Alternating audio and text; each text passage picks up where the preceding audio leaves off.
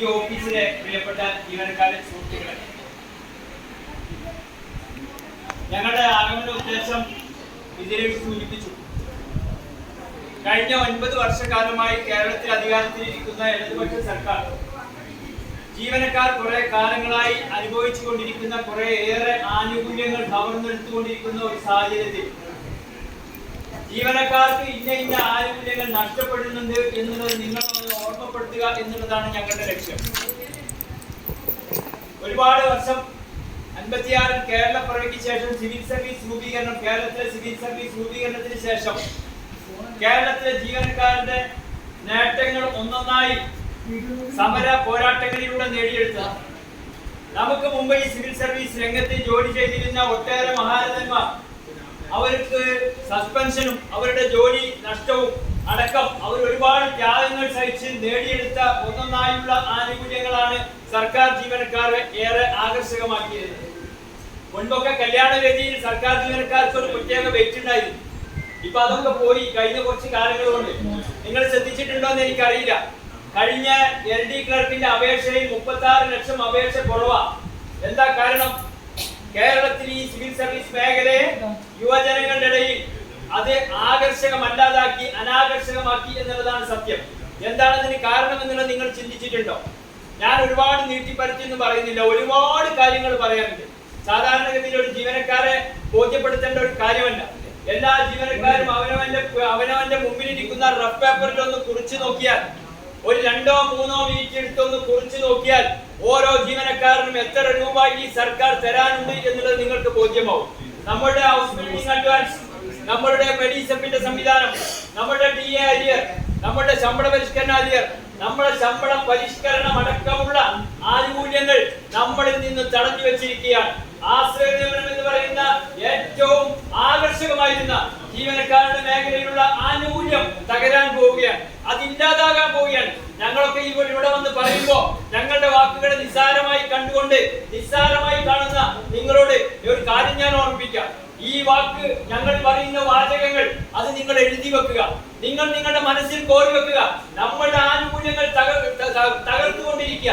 മെഡിസപ്പ് എന്ന് പറയുന്ന സംവിധാനത്തിൽ ഒരു ജീവനക്കാരന്റെ കയ്യിൽ നിന്ന് 500 രൂപ വാങ്ങുമ്പോ ഒരു വർഷം 6000 രൂപ വാങ്ങുന്നു.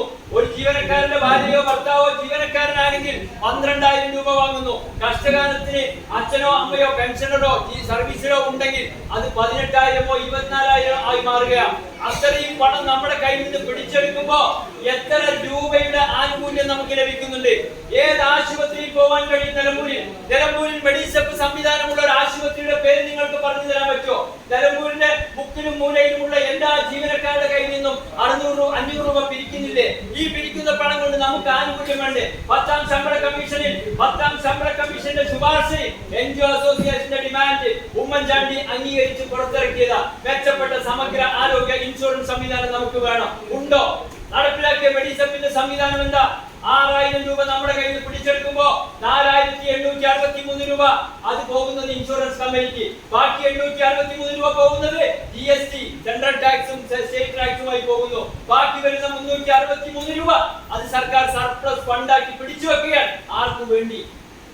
നമ്മുടെ കയ്യിൽ നിന്ന്, ജീവനക്കാരുടെ കയ്യിൽ നിന്ന് ഒരു മാസം 363 രൂപ എന്തിനു വേണ്ടി പിടിച്ചെടുക്കുന്നു? ഒരു വർഷം, ഒരു മാസമല്ല, ഒരു വർഷം എന്തിനു വേണ്ടി പിടിച്ചെടുക്കുന്നു? സർപ്ലസ് ഫണ്ട് ഉണ്ടാക്കുന്ന പറയുന്നത്. നമുക്ക് മെച്ചപ്പെട്ട സംവിധാനം, അതിന്റെ കുറവ് പരിഹരിക്കാനാണ് നമ്മുടെ ഇൻഷുറൻസ് സംവിധാനം മെച്ചപ്പെട്ടത് വേണമെന്ന് പറഞ്ഞത്. റീഇംബേഴ്സ്മെന്റ് സംവിധാനം ഉണ്ടാകുന്ന സമയത്ത് നമ്മുടെ ഒരു വലിയ ആരോഗ്യ പ്രശ്നം വന്നാൽ, കിഡ്നിക്കോ അല്ലെങ്കിൽ മറ്റെന്തെങ്കിലും മാരകമായ ഓപ്പറേഷനോ മറ്റോ വന്നാൽ നമുക്ക് അഡ്വാൻസ് സംവിധാനം ഉണ്ടായിരുന്നു. ഒക്കെ നഷ്ടപ്പെട്ടു. ജീവനക്കാരൻ പെരുവഴിയിലായി. ഇതല്ലേ സ്ഥിതി?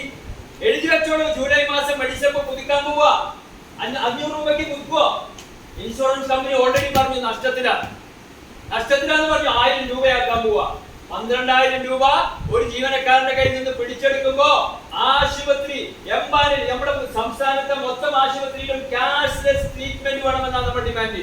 കിട്ടണ്ടേ നമുക്ക്? ആരാ നമ്മുടെ നമുക്ക് തൊഴിൽദാതാവായ സർക്കാരല്ലേ? സർക്കാരിന് 360 ആർട്ടിക്കിൾ പ്രകാരം, ഭരണഘടനയുടെ 360 ആർട്ടിക്കിൾ പ്രകാരം ഒരു തൊഴിലുടമയ്ക്ക് തൊഴിൽ ചെയ്യുന്ന തൊഴിലാളിക്ക് ആനുകൂല്യം കൊടുക്കാനുള്ള ബാധ്യത സർക്കാരിനുണ്ട്. തരണ്ടേ ആനുകൂല്യം? മെഡിസപ്പിന്റെ കാര്യം അവിടെ നിൽക്കട്ടെ. എന്താ DAയുടെ കാര്യം? നിങ്ങൾ കൂട്ടി നോക്കിയിട്ടുണ്ടോ? നിങ്ങൾക്ക് കിട്ടേണ്ട പണം NGO യൂണിയൻകാരൻ വന്നാലും ജോയിന്റ് കൗൺസിലുകാരനും വന്നാലും നിങ്ങൾക്ക് കിട്ടേണ്ട ആനുകൂല്യങ്ങളെ കുറിച്ച് പറയില്ല. ചെമ്പ് കൃഷിയും ചേന കൃഷിയും തിരുവാതിരക്കളിയും ഒക്കെ ആയിട്ട് നടക്കുക. സന്തോഷം, ആനന്ദിക്കട്ടെ, ആനന്ദിക്കട്ടെ, ഞങ്ങൾക്ക് അതിൽ ആക്ഷേപമില്ല. പക്ഷെ ഒരു കാര്യം, നിങ്ങളുടെ മുമ്പിൽ നിങ്ങൾ ഓരോ പേപ്പർ ഫയൽ പേപ്പറും ചെയ്യുമ്പോൾ ഒരു റഫ് പേപ്പർ നിങ്ങളൊന്ന് മാറ്റി വെക്കൂ. ഒരു ക്ലാസ് 4 ജീവനക്കാരൻ 23,000 രൂപ മാത്രം അടിസ്ഥാനമാകുന്ന ഒരു ക്ലാസ് 4 ജീവനക്കാരന് 4,140 രൂപ ഒരു മാസം പിടിച്ചു വെക്കുകയാണ് ഈ സർക്കാർ. ഒരു എൽഡി ക്ലർക്ക്, ക്ലർക്കുമാരാണല്ലോ ഇവിടെ കൂടുതൽ. ഏറ്റവും ജൂനിയറായ ക്ലർക്ക് 26,500 രൂപ മാത്രം അടിസ്ഥാന ശമ്പളമാകുന്ന ക്ലർക്കിനെ സംബന്ധിച്ചിടത്തോളം 4,700 രൂപ പിടിച്ചു വെക്കുകയാണ് ഈ സർക്കാർ. 4,700 രൂപ നിങ്ങൾ കണക്കൂട്ടിയിട്ടുണ്ടോ? ഒരു മാസത്തെ കണക്കാ. 18% DA ഒരാൾക്ക് കിട്ടാനുണ്ട്, തരാനുണ്ട് സർക്കാർ. അവകാശമാണ് നമ്മുടേത്, ഔദാര്യമല്ല. 117 മാസത്തെ DA കുടിശ്ശിക നമ്മളത് ഇല്ലാതാക്കി, ആവിയാക്കി. ആകാശത്തുണ്ടോ, ഭൂമിയിലുണ്ടോ, പാതാളത്തിലുണ്ടോ അറിയില്ല. എവിടെ 117 മാസത്തെ അരിയർ? ഈ 117 മാസത്തെ അരിയറിനെ കുറിച്ച് നിങ്ങളൊന്നും ചിന്തിച്ചില്ല. DA 3 ഘട്ടം DA കിട്ടി. ഒരു 2%, ഒരു 3%, പിന്നെ ഒരു 3%. 2021 ജനുവരി മാസം, 2021 ജൂലൈ മാസം, 2022 ജനുവരി മാസം 2, 3, 3 മൊത്തം 8%. ശമ്പള പരിഷ്കരണം നടത്തിയ സമയത്തുള്ള 7%-ന് പുറമെ ഒരു 8% കൂടി കിട്ടി. നമ്മൾ വളരെ ഹാപ്പിയാ. എത്രയാ നിങ്ങൾക്ക് തരാനുള്ളത് നിങ്ങൾ കൂട്ടി നോക്കിയോ? ഒരു ക്ലാസ് 4 ജീവനക്കാരനെ സംബന്ധിച്ചിടത്തോളം 26,000 രൂപ 3%. വീണ്ടും ഒരു 3% വന്നപ്പോൾ 26,000. വീണ്ടും ഒരു 2% വരുമ്പോഴേക്ക് 75,000 രൂപ ഒരു ക്ലാസ് 4 ജീവനക്കാരൻ്റെ 8%. 117 മാസത്തിൽ നിന്ന് പിടിച്ചു വെച്ചു. ക്ലർക്കുമാരെ, നിങ്ങൾ മിനിമം ക്ലർക്കുമാർ 56,500 അടിസ്ഥാന ശമ്പളം വാങ്ങുന്ന ക്ലർക്കുമാർ 31,100 രൂപ ഒരു 3%. വീണ്ടും 31,100 3%. 39 മാസം വീതം കൂട്ടുമ്പോ അടുത്ത 2%-ന്റെ കൂടി കൂട്ടുമ്പോ 82,500 രൂപ ഒരു ക്ലർക്കിന്റെ കയ്യിൽ നിന്ന് ഏറ്റവും മിനിമം ഈ സർക്കാർ പിടിച്ചു വെച്ചിരിക്കുന്നു. എന്ന് തരുമെന്നോ, ഉണ്ടെന്നോ, ഇല്ലെന്നോ ഈ സർക്കാർ ഒന്നും പറയുന്നില്ല. കുടിശ്ശികയെ കുറിച്ച് ചിന്തിക്കുന്നില്ല. ബാലഗോപാലൻ, ധനകാര്യ വകുപ്പ് മന്ത്രി, പിണറായി വിജയന്റെ സ്തുതിപാഠകരായ യൂണിയൻകാർക്ക് ഒന്നും പറയാനില്ലേ? ഞാനീ പറഞ്ഞത് ചെറുതാ. 82,000 എന്ന് പറയുന്നത് ചെറുതാണ്. അതിനേക്കാളും വലുതാ ഇനി കിട്ടാനുള്ളത്. 18% DA വീതം ഓരോ മാസം നിങ്ങളൊന്ന് കാൽക്കുലേറ്റ് ചെയ്ത് നോക്കുക. പാല് വാങ്ങണ്ടേ, പത്രം വാങ്ങണ്ടേ, കേബിൾ വേണ്ടേ, വീട്ടില് സാധാരണ കൂലിപ്പണിക്കാരെക്കാട്ടിലും ഒന്നും കൂടി സ്റ്റാൻഡേർഡ് ആയിട്ട് നമ്മൾ ജീവിക്കണ്ടേ? നമ്മുടെ മക്കൾക്ക് ഒരു മെച്ചപ്പെട്ട ഫുഡ് വാങ്ങിക്കൊടുക്കാൻ ഒരു മാസം 10,000-ഉം 12,000-ഉം കമ്മിയാണ് ഈ സർക്കാർ തരുന്നത്. ചോദിക്കണ്ടേ? ആര് ചോദിക്കും? ഞങ്ങൾ ഇന്ന് നിങ്ങളുടെ മുമ്പിൽ. ഞങ്ങൾക്ക് നിങ്ങൾ ദേശാഭിമാനി ഫണ്ടോ, ഇലക്ഷൻ ഫണ്ടോ, അല്ലെങ്കിൽ മാസാമാസം ഫണ്ടൊന്നും ഞങ്ങൾ നിങ്ങളിൽ പിരിക്കുന്നില്ല. മിനിമം ഫണ്ട് സംഘടനാ വർക്കിന് വേണ്ടി അത്യാവശ്യം ഫണ്ട് പിരിക്കാൻ വേണ്ടി മാത്രമാണ് നിങ്ങളുടെ മുമ്പിൽ എത്തുന്നത്. പക്ഷേ സമര പോരാട്ടങ്ങൾ നിങ്ങൾക്ക് വേണ്ടി ശബ്ദിക്കുന്നത് ഞങ്ങളേ ഉള്ളൂ, ഞങ്ങൾ മാത്രമേ ഉള്ളൂ. വേറെ ആരുണ്ട് നിങ്ങളുടെ കാര്യം സംസാരിക്കാൻ? ആശ്രിത നിയമനം ഞാൻ തുടക്കത്തിൽ സൂചിപ്പിച്ചല്ലോ. നിങ്ങളൊക്കെ ചെറുപ്പക്കാരാ ഭൂരിഭാഗം. എന്റെ അത്രയൊന്നും പ്രായമായിട്ടില്ല, എന്റെ വിഷ്ണുവിന്റെ ഒന്നും അത്ര പ്രായമായിട്ടില്ല. 13 വയസ്സിന് താഴെയുള്ള കുട്ടികളുള്ള ആളുകളില്ലേ നിങ്ങൾ? 13 വയസ്സിന് താഴെയുള്ള കുട്ടികൾക്ക് ആശ്രിത നിയമനം വേണ്ട എന്ന് പിണറായി വിജയന്റെ സർക്കാർ ആഭ്യന്തര വകുപ്പും മറ്റേ വകുപ്പും എല്ലാ വകുപ്പും കൂടി തീരുമാനിക്കുമ്പോ ആ തീരുമാനത്തിന് ഓശാന പാടുകയും ചൂട്ടുപിടിക്കുകയും ചെയ്യുന്ന യൂണിയൻകാരൻ നാണമില്ലേ? യൂണിയൻകാരാ ജീവനക്കാരുടെ കയ്യിൽ പണം ഇരിക്കാൻ നാണമില്ലേ? 13 വയസ്സിന് താഴെയുള്ള കുട്ടികൾ, പറക്കം പറ്റാത്ത കുട്ടികൾ, ഒരു ചെറുപ്പക്കാരനായ ഒരു ജീവനക്കാരൻ ഇല്ലാതായാൽ ആ കുട്ടികളുടെ സ്ഥിതി എന്താ? ഒരു സാമ്പത്തിക സമാശ്വാസത്തിൽ തീരുമോ ആ കുടുംബത്തിന്റെ ഭദ്രത? ചോദിക്കണ്ടേ, പറയണ്ടേ? ഞാൻ ഒരുപാട് കാര്യങ്ങൾ, ഹൗസ് ബിൽഡിംഗ് അഡ്വാൻസിന്റെ കാര്യം നമ്മുടെ കയ്യിൽ നിന്ന് എടുത്തുപോയി. 20 ലക്ഷം ലോൺ എടുക്കുന്ന ആൾക്ക് ഒരു 24 ലക്ഷമോ 25 ലക്ഷമോ അടച്ചാൽ മൊത്തം ആനുകൂല്യം തീരുകയും എങ്ങാനും നമ്മൾ ഇല്ലാതായി പോയാൽ ആ പണം മുഴുവൻ സർക്കാർ എടുത്തള്ളി നമ്മുടെ ആധാരം നമ്മുടെ അനന്തരാവകാശിക്ക് കൈമാറുകയും ചെയ്യുന്ന മെച്ചപ്പെട്ട ഒരു ഹൗസ് ബിൽഡിംഗ് അഡ്വാൻസ് ഉണ്ടായിരുന്നു. വിഷ്ണു എടുത്തിട്ടുണ്ട്. നിങ്ങളുടെ ഓഫീസിൽ ജോലി ചെയ്യുന്ന ഞങ്ങളുടെ ജില്ലാ പ്രസിഡന്റ് ആ ലോൺ എടുത്തിട്ടുണ്ട്. ഒപ്പം ഇപ്പൊ കഴിഞ്ഞ മാസം 2 മാസം മുമ്പ് വിജിലേഷ് കൊടുത്തിട്ടുണ്ട്. ഇപ്പൊ 2 മാസം മുമ്പ് 3 മാസം മുമ്പ് ഞങ്ങളുടെ സംസ്ഥാന സെക്രട്ടേറിയറ്റ് മെമ്പർ ജാഫർ മറ്റേ ലോൺ കൊടുത്തിട്ടുണ്ട്. പുതിയ ഹൗസ് ബിൽഡിംഗ് അഡ്വാൻസ് 20 ലക്ഷം അടുത്ത് കണക്കൂട്ടി മൊത്തം 54 ലക്ഷം അടയ്ക്കണം. 20 കൊല്ലം കൊണ്ട് 54 ലക്ഷം രൂപ അടയ്ക്കണം. എവിടേക്കാണ് നമ്മളെ കൊണ്ടുചെന്നെത്തിക്കുന്നത്? ഞാൻ പറയുന്നു, ഈ എന്റെ ശബ്ദം കേൾക്കുന്ന പ്രിയപ്പെട്ട ജീവനക്കാരെ, ഇത് അപകടത്തിലേക്കുള്ള പോക്ക. KSRTC എന്ന് പറയുന്ന ഒരു സംവിധാനം KSRTC 38,000 ജീവനക്കാരുണ്ട് എന്നതിൽ 28,000 കുറഞ്ഞു. പകരം 3,500 സ്വിഫ്റ്റ് ജീവനക്കാരുണ്ടായി. ഏതായി സ്വിഫ്റ്റ് ജീവനക്കാരൻ? ആളുകൾക്ക് പണി കിട്ടാൻ വേണ്ടി ക്യൂ നിൽക്കുകയാണ്. അതുകൊണ്ട് ഏത് പണിയും ചെയ്യും. 720 രൂപ കൂലിക്ക് കൂലിപ്പണിയായി സ്വിഫ്റ്റ് ജീവനക്കാരനെ നിയമിക്കുമ്പോ KSRTC എന്ന് പറയുന്ന ഒരു പൊതുമേഖലാ സ്ഥാപനം, മെച്ചപ്പെട്ട സംവിധാനം, കുടുംബ സുരക്ഷ ഉണ്ടായിരുന്ന ഒരു സംവിധാനം താഴത്തേക്ക് പോയിക്കൊണ്ടിരിക്കുക, തകർന്നുകൊണ്ടിരിക്കുക. പകരം ഒരു സംവിധാനം പുതിയതായി ഉണ്ടാക്കുക. കരാർ നിയമനങ്ങൾ. ഇപ്പതാ ഓഫീസ് അറ്റൻഡന്റ് എന്ന് പറയുന്ന തസ്തിക ഇല്ലാതാക്കുകയാണ്. പകരം അത്യാവശ്യമുണ്ടെങ്കിൽ കരാർ അടിസ്ഥാനത്തിൽ നിയമിച്ചോളാൻ. പാർട്ട് ടൈം ജീവനക്കാർ ഇനി വേണ്ട, ടൈപ്പിസ്റ്റുകൾ ഇനി വേണ്ട, ഡ്രൈവർമാർക്കും ക്ലർക്ക് മതി. എവിടേക്കായി പോക്ക്? ചിന്തിക്കണ്ടേ? ഈ ആനുകൂല്യങ്ങളൊക്കെ ഓരോന്നും എടുത്തു കളയുമ്പോ ഇതൊക്കെ ഒരുപാട് ആളുകൾ സമരം ചെയ്ത് നേടിയെടുത്ത ആനുകൂല്യങ്ങളാ, ഒറ്റയ്ക്ക് കളയാനുള്ളതല്ല. 20 ദിവസത്തെ ആനുകൂല്യം ഞാൻ മുമ്പ് ഈ ഓഫീസിൽ പ്രസംഗിച്ചിട്ടുണ്ട്. 20 ദിവസത്തെ ലീവ് സറണ്ടർ ആനുകൂല്യം നായനാർ സർക്കാർ ചണ്ടിയാക്കി പോയ ഖജനാവ് തിരിച്ചൊന്ന് മെച്ചപ്പെടുന്നത് വരെ താൽക്കാലികമായി ഞാനൊന്ന് പിടിച്ചു വെക്കുന്നു എന്ന് ആന്റണി പറഞ്ഞപ്പോ, ഞങ്ങളുടെ പ്രിയപ്പെട്ട നേതാക്കന്മാർ പറഞ്ഞപ്പോ, അവർക്കെതിരെ അവരുടെ മുഖത്ത് നോക്കി ഉയർത്തിപ്പിടിച്ച അഭിമാനത്തോടു കൂടി 3 വർണ്ണ കൊടി പിടിച്ച് ഞങ്ങൾ പറഞ്ഞ ഒരു കാര്യമുണ്ട്. ഞങ്ങളുടെ ആനുകൂല്യങ്ങൾ തൊട്ടുള്ള നിങ്ങളുടെ സാമ്പത്തിക ഭദ്രത ഉണ്ടാക്കണ്ട. 32 ദിവസം ഐതിഹാസികമായി സമരം ചെയ്തു ഞങ്ങൾ 2002. സീനിയർ ആയിട്ട് ജോലിക്കാരുണ്ടെങ്കിൽ, ജീവനക്കാരുണ്ടെങ്കിൽ ചോദിച്ചു നോക്കുക. ചെറുപ്പക്കാർക്ക് ചിലപ്പോൾ അത് അറിയില്ല. ആദ്യം നിലമ്പൂരങ്ങാടിയിൽ മുദ്രാവാക്യം പിടിക്കാൻ ഞങ്ങളുടെ ബാക്കിലെ യൂണിയൻകാരുണ്ടായിട്ടുള്ളൂ. ജോയിന്റ് കൗൺസിലിന് ധൈര്യം ഉണ്ടായിരുന്നില്ല. എസ്പിയും മറ്റ് കൈ നിയമങ്ങൾ പ്രയോഗിച്ചപ്പോഴും ആ സമരമുഖത്ത് ആനുകൂല്യം നേടുന്നതിന് വേണ്ടി പോരാട്ടത്തിന് മുമ്പിൽ നിന്നുള്ള ആളുകളാണ് ഞങ്ങൾ. ഉമ്മൻചാണ്ടി സർക്കാർ, ആന്റണി കഴിഞ്ഞ് ഉമ്മൻചാണ്ടി അതേ സർക്കാരിന്റെ അവസാനം മുഖ്യമന്ത്രിയായി ഇറങ്ങിപ്പോയപ്പോ 20 ദിവസമുള്ള ലീവ് സറണ്ടർ 30 ദിവസമാക്കി മാറ്റി. 30 ദിവസം. ആ 30 ദിവസത്തെ ആ ലീവ് സറണ്ടറിനെ കുറിച്ച് 5 വർഷത്തിനുള്ളിൽ 6 വർഷമായി സർവീസിൽ കയറിയ ഏതെങ്കിലും ജീവനക്കാർക്ക് ലീവ് സറണ്ടർ എന്താണെന്നറിയോ? എവിടെ എത്തി നമ്മൾ? 6 വർഷമായി ജോലി ചെയ്യുന്ന ജീവനക്കാർക്ക് ലീവ് സറണ്ടറിനെ കുറിച്ച് അറിയോ? കഴിഞ്ഞ മാസം ഉത്തരവിറങ്ങി. ഏപ്രിൽ മാസം ലീവ് സറണ്ടർ ക്ലാസ് 4 ജീവനക്കാർക്ക് ക്യാഷായി മാറാം. വലിയ ആനുകൂല്യം തന്നു. ഒരു ക്ലാസ് 4 ജീവനക്കാരനും നടത്തുന്ന ഒരു വലിയ വ്യത്യാസം ഉണ്ടാവും. എത്ര രൂപയുടെ വ്യത്യാസം ഉണ്ടാവും? 26,500 രൂപ ശമ്പളം വാങ്ങുന്ന ഒരു ജീവനക്കാരൻ ക്ലർക്ക് എത്ര രൂപ വീട്ടിൽ കൊണ്ടുണ്ട്? 14,000 15,000 ഉണ്ടാവും. അവന്റെ ശമ്പളത്തിന് ബാക്കി 20,000 ഉണ്ടാവും. കൂട്ടിക്കോടി 20,000 ശമ്പളം വാങ്ങി വീട്ടിൽ കൊണ്ടുപോകുന്ന ഒരു ക്ലർക്കിനെ സംബന്ധിച്ചിടത്തോളം ഈ ഏപ്രിൽ മാസം വരുമ്പോ, മെയ് മാസം വരുമ്പോ കുട്ടികളുടെ അവധിക്കാലം, ജൂൺ മാസം വരുമ്പോ കുട്ടികളുടെ പഠനത്തിന്റെ ആവശ്യം, സ്കൂൾ തുറക്കല്, ബുക്ക് വാങ്ങല്, യൂണിഫോം വാങ്ങല്, പണം വേണം.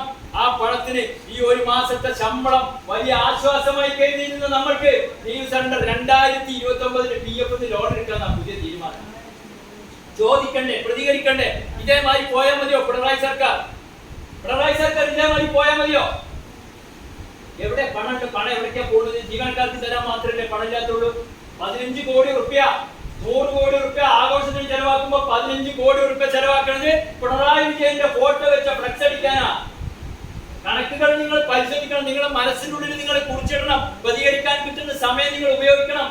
15 കോടി റുപ്യ പിണറായി വിജയന്റെ ഫ്ലക്സ് അടിക്കാൻ കിഫ്ബി ഫണ്ട് 100 കോടി മാറ്റിവെക്കുക ആഘോഷത്തിന് വേണ്ടി. ആഘോഷിക്കേണ്ട സമയമാണോ?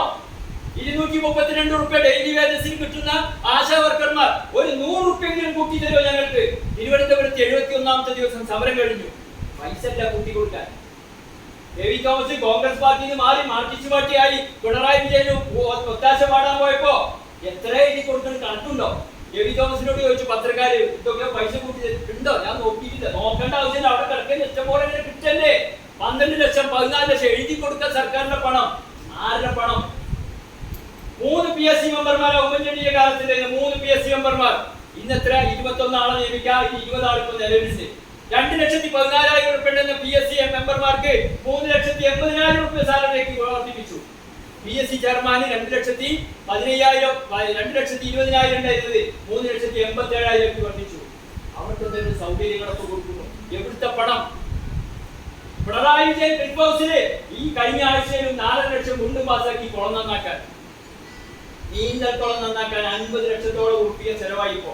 നിങ്ങൾ കണക്ക് പരിശോധിക്കും. നെറ്റിൽ കുട്ടിയോടോ ഈ കാര്യങ്ങളൊക്കെ. സുനിൽ ഇവിടെ വന്നിട്ട് NGO അസോസിയേഷൻ ജില്ലാ സെക്രട്ടറി നേരത്തെ വെറുതെ പറഞ്ഞു പോണ കാര്യങ്ങളല്ല തോന്നുന്നു.